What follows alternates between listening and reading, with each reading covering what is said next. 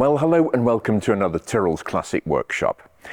This time round we're looking at an old favourite of mine actually, and a car I've been connected with even before it was born, and that is the Bentley Turbo R.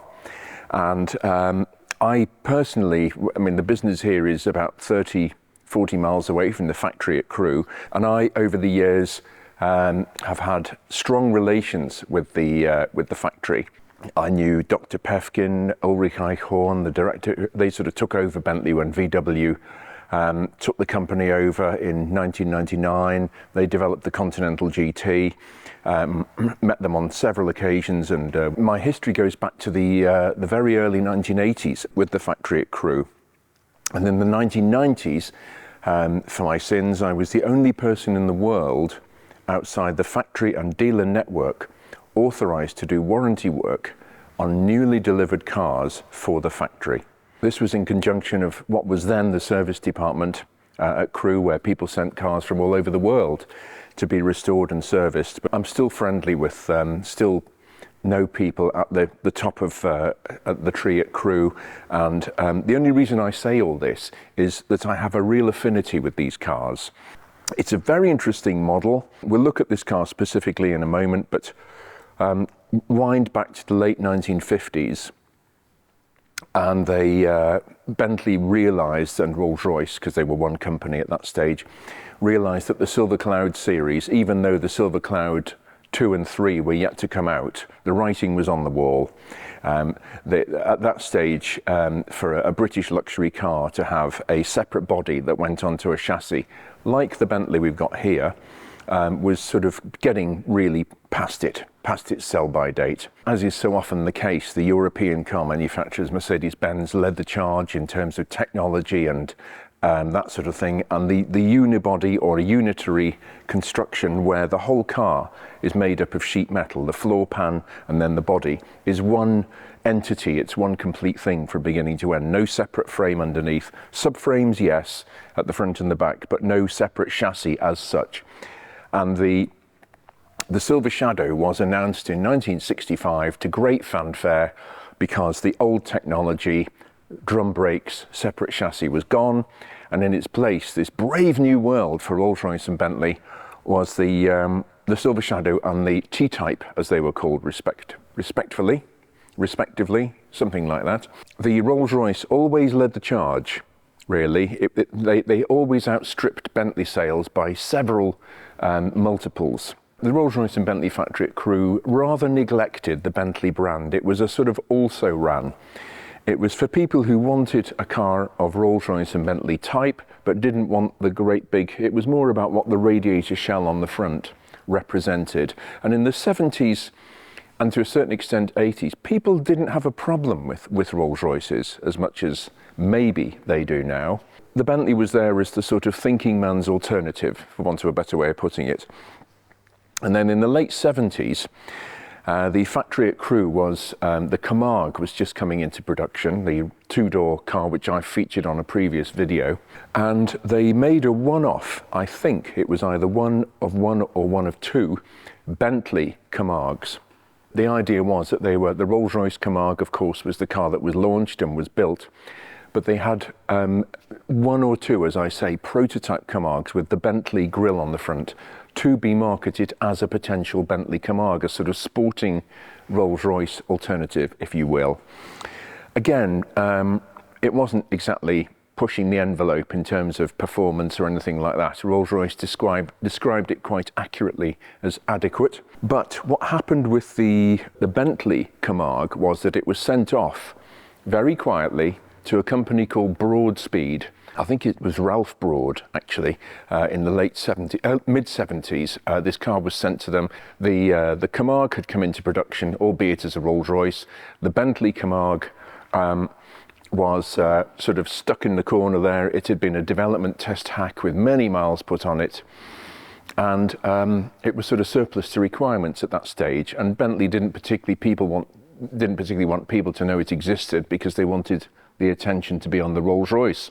Such is the tension of differing brands within the same umbrella. So, what did Rolls-Royce do? with this, Rolls-Royce and Bentley do with this Bentley Camargue, they sent it to Ralph Broad, to Broadspeed, with the brief to develop a turbocharged installation.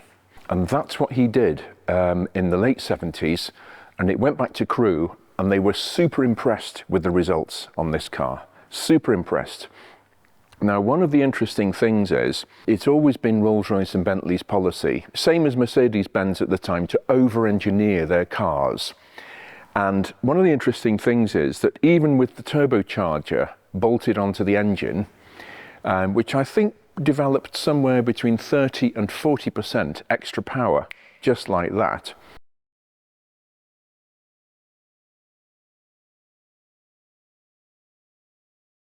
the driveline and the braking system were actually unaltered, even on the later production cars, because they were so over-engineered. The propeller shaft, the differential, the drive shafts at the back, everything was so heavily engineered and so over-engineered that even with the addition of a turbocharger, the car under the skin was essentially the same otherwise. Remarkable testament to what Crewe were doing at that time, actually. All this to say that in 1982, the Bentley Mulsanne Turbo was announced. The Silver Spirit was announced in 1980, and the Bentley Mulsanne, they used that name for the first time. The straight at Le Mans in France, where they had so many victories over the years. The Mulsanne was born, but it was sort of still an also-ran. The vast majority of people bought Rolls-Royce Silver Spirits. So what Bentley did was they thought, well, hang on, we've got all this sporting pedigree, which we haven't really dug into. Let's bring out the Mulsanne Turbo, which they did. To great fanfare, and people absolutely bought these things like hot cakes, because all of a sudden the car had been transformed from a fairly stodgy car that did 110, 115 miles an hour with 0 to 60 in sort of 10 seconds something, not electrifying figures at all, not very Bentley figures, that's for sure. And suddenly this turbocharged engine had produced a car that would do 140 miles an hour and 0 to 60 in 7 seconds or under, which was going some for a big 5-seater car in the early 1980s. The Bentley Mulsanne Turbo was born, again with the original Bentley Mulsanne running gear, but it also retained the original suspension. I couldn't even begin to mention how many of these I've worked on over the years, but they upgraded. One of the big differences, even though the front suspension was identical, the rear suspension was re-engineered. But one of the big differences between the Silver Shadow era cars and this era of car, because they are largely, the floor pan, etc., is the same, was that they changed the supplier of shock absorber, of damper. From 1965 until 1969, nerdy fact coming up, nerdy spoiler alert, they used Armstrong shock absorbers, Rolls-Royce and Bentley, which worked extremely well. Then they went on to Girling shock absorbers from 1969 onwards, up to the end of Shadow production in 1980, when they went on to Girling. As I say, Girling dampers, and the problem with those was they were worn out after 3,000 or 4,000 miles. Hence why they developed this roly-poly image of Silver Shadows and Bentley T-series. It was sort of a bit of an own goal, really. One of the things that really made these cars superior over the Shadows, handling-wise, instantly, was the change to Borger shock absorbers, German shock absorbers. And I can even remember the part number, UR27351, how sad is that, of the front dampers. And if you put a set of Borger front dampers from the Spirit series onto a Shadow, it was instantly transformed, instantly. But Roddy Harvey-Bailey, a friend of mine, who is a very eminent suspension engineer, he actually developed a handling kit for these cars, with different springs made out of Swiss steel, different rated springs, larger anti-roll bars.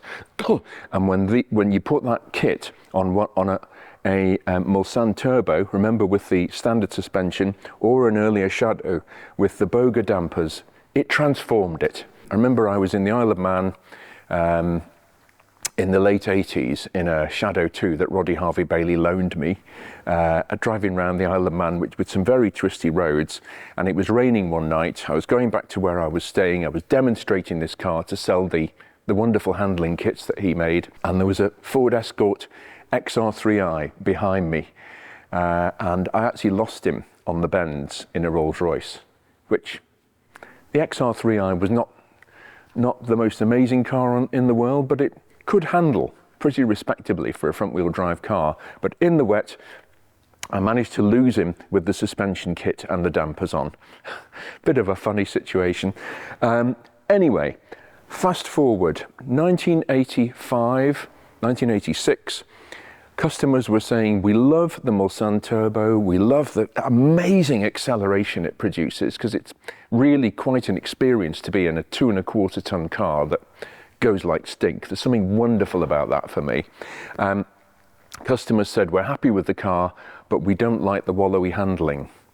Because that was one area where the power did highlight a bit of a weak area in the car. So Bentley took that to heart.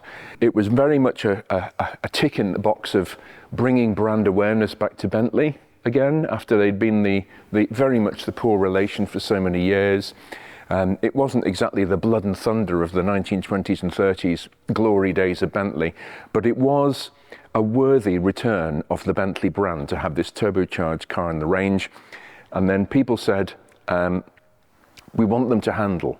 So the engineers at Crewe set about making these cars not roll as much and turn in better.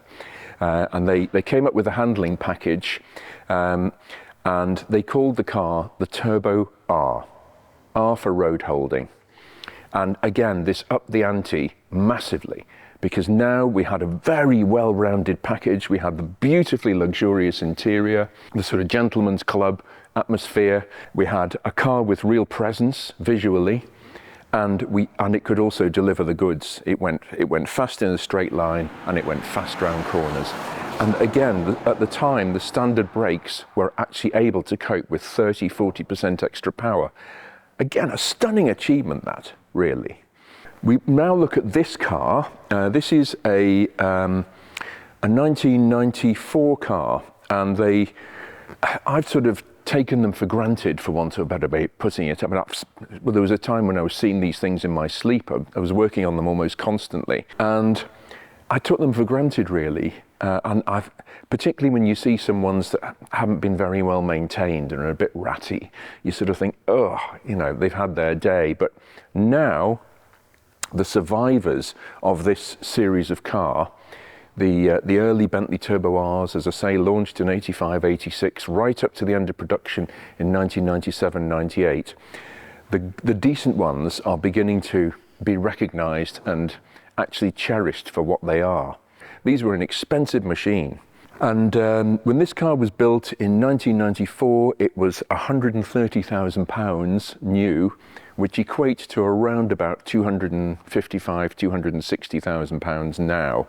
A lot of money. You could buy a half-decent house for that at the time. The equivalent Mulsanne now is starts at about £255,000. So that's the sort of air we're talking about here. Very expensive car then and now. What I love about this car is I've known this car for over 20 years, and it's beautifully original. It's just a very, very special car.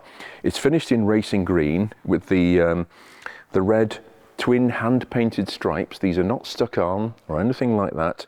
They're called twin fine lines in Crewe speak, and this car still has them all the way round, and it's never, ever had any paintwork, this car. Never. It is utterly original. It was owned by a very fastidious man who was a friend as well as a customer, and it's that sort of plays out in the way it's been looked after. Everything about this car is utterly genuine. The carpets, the lambswool rugs, the wood veneer has never needed to be redone. Those beautiful door garnish rails, as they're called, with the burr walnut inlays, and then the boxwood round the outside, and then the walnut on the top, all exquisitely done to still mirror finish standards, just beautiful. I just love this car, and it's not a colour scheme I would have chosen, British Racing Green with the red accents, but actually it really works. The wheels are not standard. They are off a Bentley Turbo RT, which came shortly after this car was built. They're quite substantial. I have seen these obviously have got 5 spokes. I have actually seen these on the Turbo RT, which is a bit more leery in terms of performance. I've actually seen them crack spokes, which is not great. So if you are out there and you own a Bentley Turbo RT, I think they made 100 of them, something like that, and you happen to be fortunate enough to own one, check your alloy wheels, because it's worth looking at the back to see if they're starting to crack. I've never seen one fail catastrophically, but when you're down to 4 spokes out of 5 on a 2.25 ton car that will do the thick end of 150 miles an hour, not good. The funny thing is about Turbo Rs, they're like years of wine. You have good years and bad years. So it came out in 1986, and it had the carburettor, the pressure-fed carburettor. I was talking about turbocharging a couple of videos ago. This was a great big sort of Holly-like carburettor, a 4-choke, and it was a Solex 4A1, it was called, and it was set in a chamber, and the turbo actually blew the compressed air through that and into the engine. It worked well, but carburetors and turbochargers don't tend to go together fantastically well because of the different atmospheric conditions of normal atmosphere, vacuum, pressure. It's quite a job to resolve all those together satisfactorily. Much better with fuel injection. So the early Turbo Rs were okay, but then in 1987 they brought out Bosch KE Getronic injection, which was a game changer. This was to satisfy emissions laws in the important US market, and it did that so they could start officially importing them into the US. In '88, they got the 4 headlights shortly after the injection, which made them look really rather better. Then we get to 1989, and they brought out ARC, automatic ride control, with electronic dampers, and really it wasn't a massive step forward suspension-wise. Roddy Harvey-Bailey's kits did the job just as well without the electronic complexity. However, then we get to 1991, and they brought out the 4-speed automatic gearbox, the 4L80E General Motors transmission, turbohydric, fantastic, hydropneumatic, fantastic bit of kit. But they also put a catalyst on the engine, and that was like the equivalent of Eddie Murphy stuffing the banana up the policeman's car outside the Beverly Wilshire Hotel in Beverly Hills Cop. It was sort of, not quite, but almost the equivalent of that. So consequently, 91, 92, the performance was blunted a bit on the Turbo R, and crew realised they had to do something to restore the power. So in late 93, they re-engineered the induction system on the engine completely. They put a water-to-air charge cooler, again something I touched on a video, a couple of videos ago. It was horizontally mounted on the top of the engine in the crotch of the V. We can have a look at that in a minute. And that immediately unleashed a lot more power. So that really was a game changer. So from 94 onwards are also good years for Turbo Rs and their other related cars, and the power took quite a hike. So this car is around about 380 brake horsepower, 620 pounds per foot, thereabouts torque. Big figures. and they give this car some serious grunt, as we'll find out in a little while. Just to put that into perspective, when the Silver Cloud 2 came out with this big V8, as it was called at Crewe, it was originally 6230cc. In 1959, it was developing around about 220 brake horsepower. They beefed up the engine. In 1989, they put cross-bolted main bearings in the block for the first time to help cope with the fuel-injected power ratings. But when they brought out the Zytec engine management system, they got their mojo back, basically. They were back. And as I say, it's almost twice the power of the original V8. Okay, it went up to 750cc in 1970 for emissions reasons, to compensate for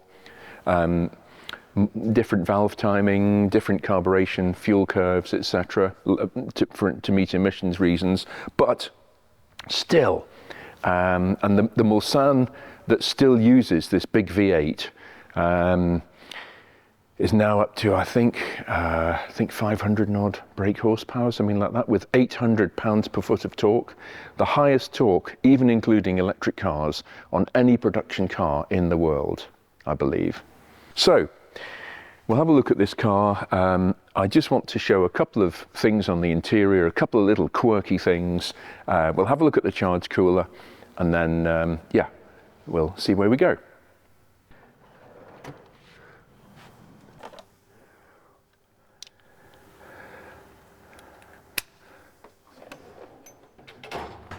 Right, let's try that.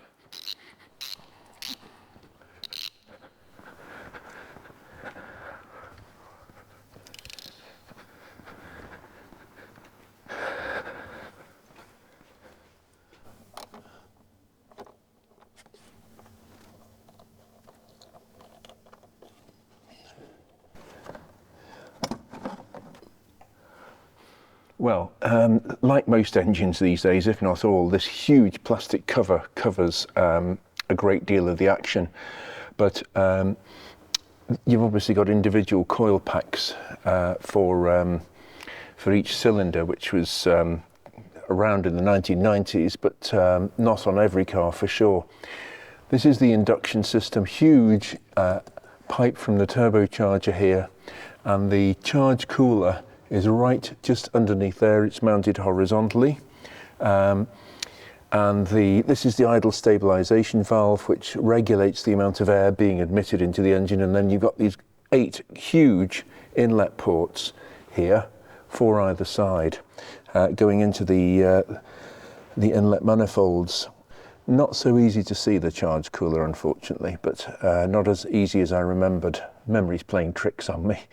But it's horizontally mounted. It's got a bleed screw which lets so that the coolant can come up, lets the air out, and the air passes through that to be cooled by the cool coolant, and then it goes into the engine, and is one of the reasons why this engine is so grunty, so powerful. Well, one of the little niceties that Crewe did over the years was to do with the ashtray. This is when people actually smoked and produced ash and cigarette butts. This is a work of art in its own right. You just flip the lid. There is the thing for stubbing out the cigarettes, conveniently placed. And there is your little cigarette tray for discarded cigarettes, or cigars, of course. And when you close it, it actually empties itself into the ashtray below. So when you open it again, it's all fresh, ready for the next end of smoke, which is just lovely, really. A tip, if anybody is going to look at buying one of these cars, if the temperature gauge, when you're driving it, does not come to the middle, as it should do, the needle should be exactly vertical between cold and hot. If it barely comes off its stop there, even though the engine is supposedly warm, in the thermostat, the circle on the thermostat, there are 3 holes which are put in there with lead pellets filling the holes to make the thermostat work as it does normally, open and close. But if the engine overheats at any time, the lead pellets melt, and the thermostat, they work their way into the cooling system, and the thermostat suddenly is able to bypass a lot more water through the 3 holes in its base plate. I haven't got one, as I say, to show you, but if the cooling system doesn't really get up to normal temperature, chances are the engine has had a historic overheating moment and the thermostat hasn't been changed as a result. Could be a telltale for head gaskets on the way out. It could be simply that a hose has burst, which they did have a habit of doing. Some of them had defective top hoses in the 90s, which suddenly burst down a split, a production fault. But whatever. Just look out for the needle being vertical on the temperature gauge. That's the sign of a healthy cooling system. Well, of course, as ever in this era, we had these exquisite Connolly hides. Here we are with this British racing green leather and in Bentley speak, St James's red piping. Yeah, lovely to, this was the best automotive leather in the world, hand tanned and thick but supple, absolutely lovely. And this was standard equipment on all of these cars at this time, and yeah, the best. Well, here we are in this very cyberitic car. In today's money, about 260,000 pounds. But the interesting thing is that there wasn't really a retail price for Bentleys of this type when they were new, because they had so many options. Car manufacturers absolutely skin people alive for the amount of money that they make on optional extras. And everything, no, that's not true. Some things were an option on these cars. The large tailpipe, the Mulliner tailpipe, instead of the 2 smaller bore exhaust pipes, just things like that. Oh, I don't know how much the different tailpipe was. Another 1,500, 2,000 pounds just for a screw-on bit of trim. But no car manufacturer is exempt from doing that. But that doesn't detract from the fact that the originality and the honesty of this car carries through to the way it drives and the view from the driver's seat, because I'm looking at everything that is absolutely factory original. No bit of leather's been reconolized or anything like that, or recolored or treated. It's all absolutely as original, and it's just warming through. But one of the things that I've spoken about with the engineers at Bentley over the years, who I've had the sort of privilege to know, they described it, particularly Dr. Ulrich Eichhorn, when he was director of powertrain engineering when they brought the Continental GT out in the early noughties.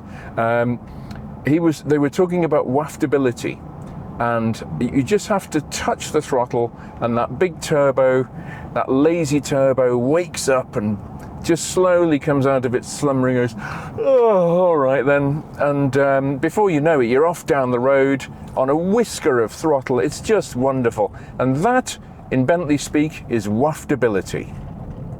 This is sort of a culmination, as I mentioned earlier, of decades of research and development. This is a 1994 car. It was first registered in June 1994, and Wikipedia unfortunately has got it wrong. The Zytec engine management system came in 94 model year, so late 1993, not 1994 for 95. This car benefits greatly from having that Zytec engine management system. It did just give it the necessary shot in the arm to rejuvenate lost power. I didn't necessarily approve of the route they took with the suspension. I mean, Mike Dunn, very capable engineer at the time, he stipulated 50% extra roll stiffness over the Silver Spirit and the Bentley Mulsanne Turbo, and it actually did need it with the turbocharger on. It was sort of like a floating feather bed with a rocket engine attached to it to drive. They went the damper route, larger anti-roll bars, which I have actually fitted to many of these standard cars, not the Turbo R, to increase turn-in, and as I shall now demonstrate, they're doing 40 miles an hour and I will not brake for this bend. There you go, straight round, no roll, which is the plus side, but they went about it the damper route, putting stiffer shock absorbers on with relatively standard springs. Roddy Harvey-Bailey, I used to fit, he made a handling kit for these cars, and he was when he had his business, was a very eminent chassis engineer. Aston Martin, he did secret development work for them, things like that. And he and I had many discussions, and I actually fitted a lot of his handling kits again to the standard cars. And he was very much of the opinion that, and I've mentioned this before in videos, but that it's the springing that does the bump absorption work, and the damper merely controls that to the point where it doesn't start floating about. So the spring does the work, and the damper does nothing more than damp. And quite a few car manufacturers, for whatever reason, decide, oh, we'll fit stiffer dampers and leave the springs fairly weak, and that does give a jarring ride. It does give a bumpy ride, whereas this is it's not bad, because this was developed in the late 80s. This has got the electronic dampers on it, the switchable dampers, and in Rolls-Royce speak it was ARC, automatic ride control. And this is one of the disadvantages of the 1990s Turbo Rs. The ARC was quite unreliable and quite troublesome, and you had this lovely little beepy dot matrix display here going ARC ride fault quite often. But there are ways and means you can bypass it now, and other things like that, or recondition bits. But yeah, they had wires breaking on the front dampers where they moved with the bumps of the road and things like that. But there are ways of getting around it. In terms of model year, this is quite a good model year for Turbo Rs. The 90s was good. The only thing you've got to watch with them is the head gaskets. The cylinder head gaskets were only just fit for purpose, and after 70,000 miles, depending directly on how the car is driven, but people don't hang about in these cars. If they wanted a slower car, they bought the non-turbocharged Bentley Mulsanne or Brooklands, so if people have used them, 70,000 miles, head gaskets start to mix coolant with oil, and they've got to be changed. And it's quite the job to change the head gaskets.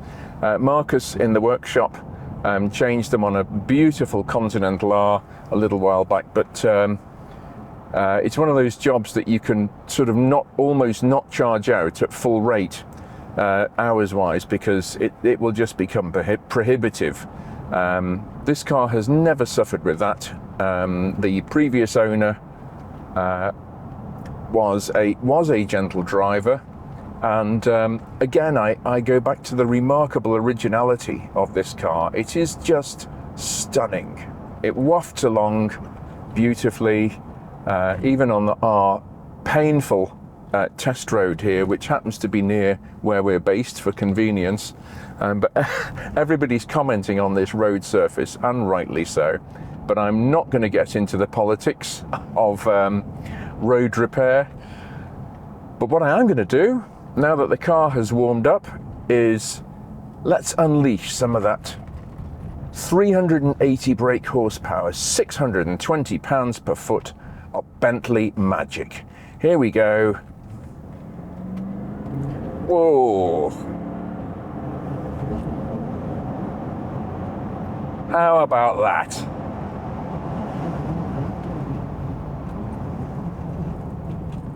Fantastic.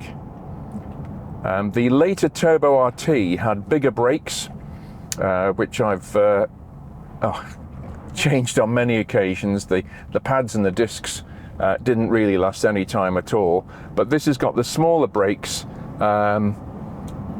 I say smaller, they're still very large with 2 calipers on the front end on each corner, but they do pull the car up.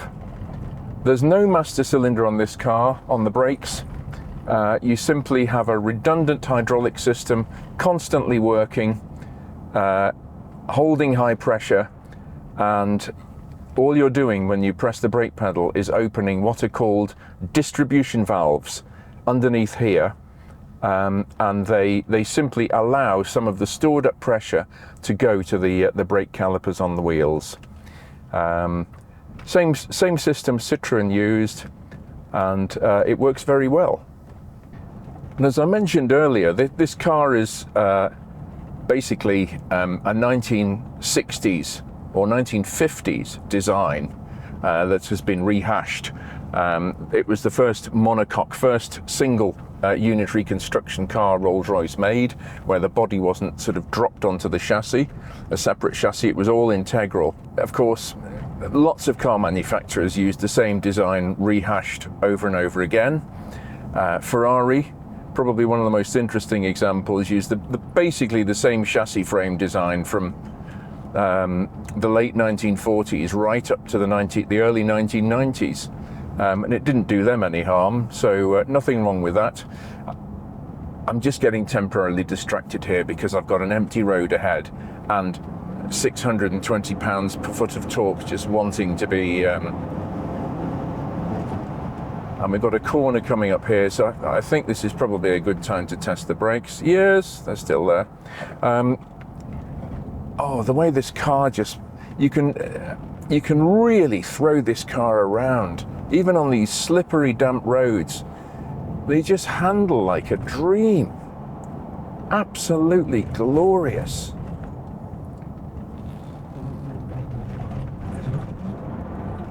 Oop, losing grip there.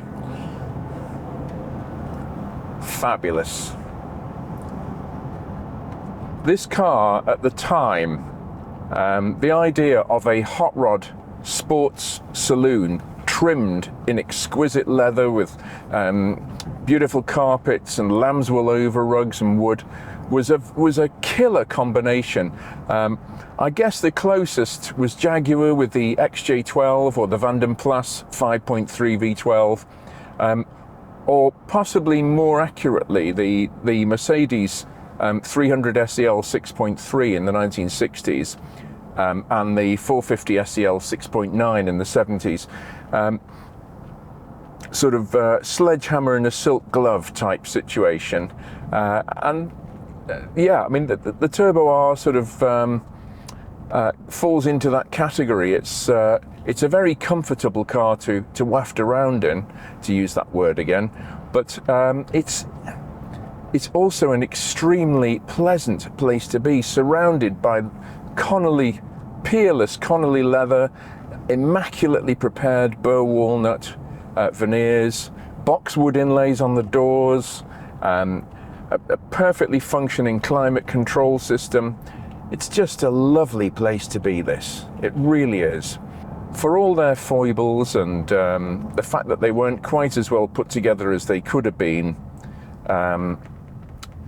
yeah, these are wonderful cars.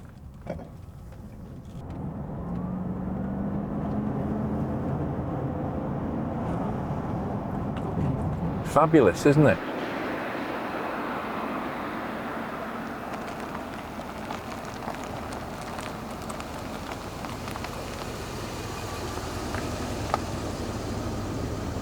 Well, that concludes another Tyrrell's Classic Workshop video. Thanks for subscribing, thanks for liking if you have. It is appreciated and it does make a difference. And we'll be back with something else very soon.